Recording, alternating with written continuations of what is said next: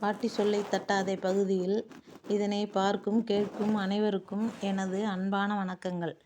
எல்லோர் வாழ்விலும் இல்லங்களிலும் உள்ளங்களிலும் மகிழ்ச்சி நிறைந்திருக்கவும், நோயற்ற வாழ்வும் குறைவற்ற செல்வமும் பெற்று நீண்ட ஆயுளுடனும் நீங்கா புகழுடனும் வாழ இறைவனை வேண்டுகிறேன். எத்தனை செல்வங்கள் இருந்தாலும் நோய் என்ற ஒன்று வந்தால் மகிழ்ச்சியும் அமைதியும் போய்விடும். இதிலிருந்து எப்படி மீள்வது? இறைவனின் திருவடிகளை சரணாகதி அடைபவர்கள் எல்லா நலங்களும் பெறுவர், சகல துன்பங்களில் இருந்தும் விடுபடுவார்கள். எனவேதான் இராமாயணம், மகாபாரதம் போன்றவற்றை கேட்பதாலும் படிப்பதாலும் இறைவனின் அருள் கிட்டும் என்பது ஐதீகம்.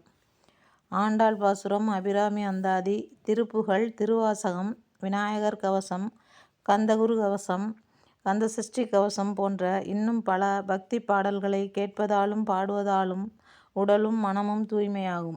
பைபிள், குரான் போன்ற இதுபோன்ற நூல்களும் மனிதனுக்கு நல்ல வழிமுறைகளை காட்டி மனிதனை நலமாக்கவே தோன்றியதாகும். எனவே பக்தி மார்க்கமே மன அமைதியை தரும் என்பதை எல்லோரும் புரிந்து கொள்ள வேண்டும். இராமாயணத்தை தொடர்ந்து காண்போம். கும்பகர்ணன் இராவணனிடம் ஆசி பெற்று போருக்கு புறப்பட்டு செல்கிறான். தனது பெரிய உடலை மேலும் பல மடங்காக பெருக்கிக் கொள்கிறான். கையில் பெரிய ஈட்டியுடன் போர் செய்ய வரும் கும்பகர்ணனை கண்டு வானரங்கள் பயந்து ஓடுகின்றன. இதனை கண்ட அங்கதன் வானர வீரர்களை ஒன்று திரட்டுகிறான். பகைவர்களோடு போர் புரிந்து வெற்றியுடனும் புகழுடனும் இறப்பதே சிறப்பானது என்று வானரங்களிடம் சொல்லி போர் புரிய அழைக்கிறான். என்றாலும் பல வானரங்கள் கும்பகர்ணனை கண்டவுடன் பீதியுடன் ஓடுகின்றார்கள். ராமர் கும்பகர்ணனோடு போர் செய்யப் போவதாக கூறுவதை கேட்ட வானரங்கள் சற்று மனம் மாறி கும்பகர்ணனை தாக்க முன்வருகின்றனர். துவிதன், அங்கதன், அனுமன் வானரங்கள் பலரும் கும்பகர்ணனோடு போர் புரிந்தனர். பல வானரங்களை கும்பகர்ணன் விழுங்கி விடுகிறான். அனுமனும் பாறைகளை எடுத்து கும்பகர்ணன் மேல் வீசுகிறான். ஆனால் பாறைகள்தான் தூளாகிறது. கும்பகர்ணன் தனது ஈட்டியால் அனுமனின் மார்பில் குத்துகிறான். அனுமன் வலியால் கர்ஜிக்கிறான். அதனை கண்ட ராட்சத வீரர்கள் மகிழ்ச்சி ஆரவாரம் செய்கிறார்கள். வானர அரசர்கள் அங்கதன், சுக்ரீவன், ரிஷபன், சரபன், நீலன் போன்ற பல வீரர்களும் கும்பகர்ணனோடு போர் புரிந்து மயங்கி வீழ்கின்றனர். சுக்ரீவனை தூக்கி கொண்டு கும்பகர்ணன் இலங்கை நகருக்கு செல்கிறான். அதனை கண்ட ராட்சத வீரர்கள் மிகுந்த மகிழ்ச்சி கொள்கிறார்கள். கும்பகர்ணன் மேல் சுகந்த நீரை தெளித்து மகிழ்ச்சியை கொண்டாடுகிறார்கள். கும்பகர்ணன் மேல் தெளித்த நீர் சுக்ரீவன் மேல் பட்டதால் சுக்ரீவன் சுயநினைவுக்கு வருகிறான். சுக்ரீவன் ராமர் இருக்கும் இடத்திற்கு தாவி வந்து விடுகிறான்.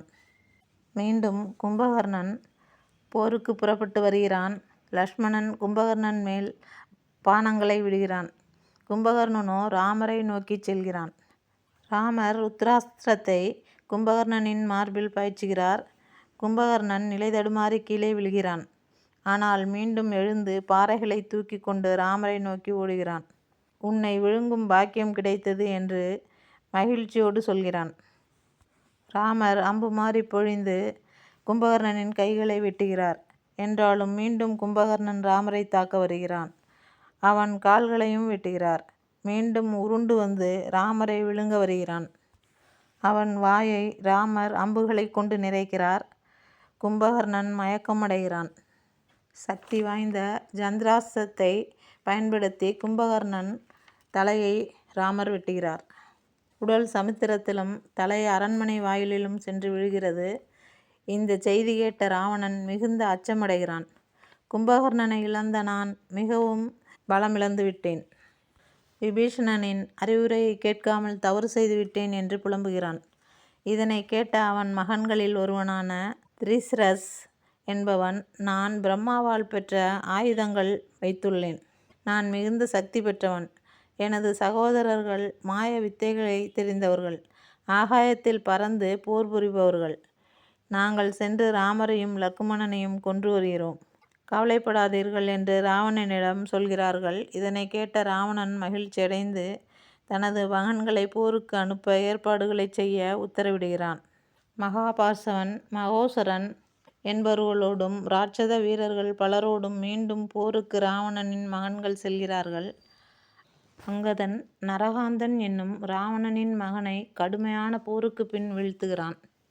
இதனை கண்ட மகோதரன், தேவாந்தகன், திரிசிரன் மூவரும் அங்கதன் மீது பயங்கரமான ஆயுதங்களால் தாக்குகிறார்கள். இதனைக் கண்ட நீலனும் அனுமனும் இராட்சதர்களோடு போர் புரியச் செல்கின்றார்கள். ரிஷபன் மகாபர்ஷவன் என்பவனை கொல்கிறான். திரிசிரசை அனுமன் வெட்டுகிறான். அதிகாயன் என்பவன் கும்பகர்ணனை போன்ற பிரம்மாண்ட உருவமும் தேஜசான உடலும் பெற்றவன். ராமர், இவன் யார்? கும்பகர்ணன் மீண்டும் உயிர் பெற்று வந்துவிட்டானா என்று விபீஷணனிடம் கேட்கிறார். இவன் தானியமாலிக்கும் ராவணனுக்கும் பிறந்த மகன். கடுமையான தவம் செய்து பிரம்மாவிடம் வரம் பெற்றவன். இந்திரன், வருணன், தேவாசுரர்களுடன் பலருடனும் போர் புரிந்து வெற்றி பெற்றவன். இவனை விரைவாக கொல்ல வேண்டும், இல்லாவிட்டால் வானர் சேனைகள் அனைத்தையும் இவன் அழித்து விடுவான் என்று விபீஷணன் சொல்வதை கேட்டு லக்குமணன் அவனுடன் போர் செய்ய செல்கிறார்.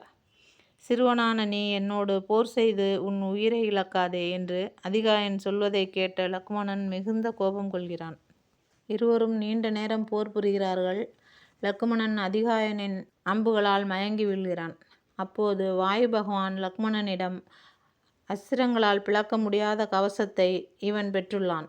பிரம்மாஸ்திரத்தால் மட்டுமே இவனை தாக்க முடியும் என்று கூறிச் செல்கிறார்.